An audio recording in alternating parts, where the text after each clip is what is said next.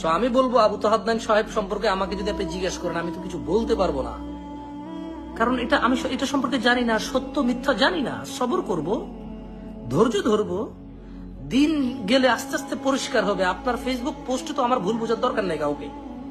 আর আপনার Facebook post যে একবারে সত্য ইনভেস্টিগেশনের উপর আপনি করছেন, এরকমও তো না।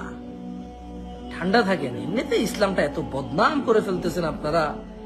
মানুষের নামে নামে আইডি বানায়, মানুষের নাম ছবি ব্যবহার কইরা নানা ধরনের পোস্ট করে এইসব ফিতনা ফাসাদকে নাম দিয়েছেন দিন প্রচার। এইসব ফিতনা ফাসাদকে নাম দিয়েছেন দিন প্রচার। দেখেন ইউটিউবে একটা ওয়াজ মাহফিল ভালো টাইটেল দিয়ে, ভালো থাম্বনেল দিয়ে নাই। কারণ প্রত্যেকটা ইউটিউবার ফ্রিল্যান্সিং এর নামে হারাম উপার্জন করার জন্য তারা এটাকে নাম দিয়েছে যে দিন প্রচার। বাট তাদের ভিউ আর বাণিজ্য আর অ্যাডভার্টাইজের টাকা ইনকাম ছাড়া কোনো উদ্দেশ্য নেই, জন্য একটা টাইটেল একটা থাম্বনেল ভালো নাই। জামশেদ মজুমদার যদি এখন কোন মহিলা নিয়ে কথা বলে, 10টা মহিলা লাগায় তারপরে জামশেদ মজুমদার ছবি লাগাই দিবে এই বাজে ইউটিউবার গুলা।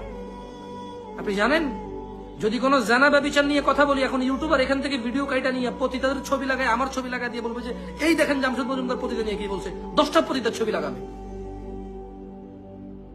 দেখেন না ওই যে আমির হামজা সাহেব কোন নায়িকার নাম নিছে, ওই নায়িকারা বাংলাদেশের মানুষ চিনতো না, জানতো না কত মানুষ ছিল।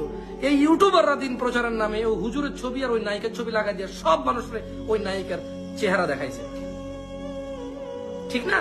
তারা বলছে এটা দিন প্রচার, ইউটিউবাররা বলছে এটা দিন প্রচার। কিছু সহিহ আকীদার নামধারী ভাই, কিছু আহলুল হাদিস নামধারী ভাই, কিছু কওমি নামধারী ভাই, যারা বড় বড় আলেমদের কাউকে সম্মান করে না, তারা তাদের উস্তাদদের পর্যন্ত শিক্ষা গ্রহণ করেনি। তাদের উস্তাদরা যে বিষয় চুপ, তারা সেই বিষয়ে লাফালাফি করে।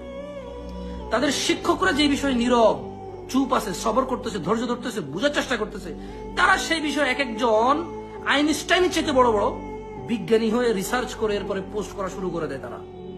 এবং তারা বুঝাতে চায় যে তারা অমুক শিক্ষকের ছাত্র, তারা বুঝাতে চায় তারা অমুক উস্তাদের শাগরেদ, অথচ তাদের উস্তাদরা এই বিষয়ে নীরব, সবর করে, ধৈর্য ধরে, বুঝার চেষ্টা করে এবং বলার প্রয়োজন মনে হইলে বলে, নালে বলে না।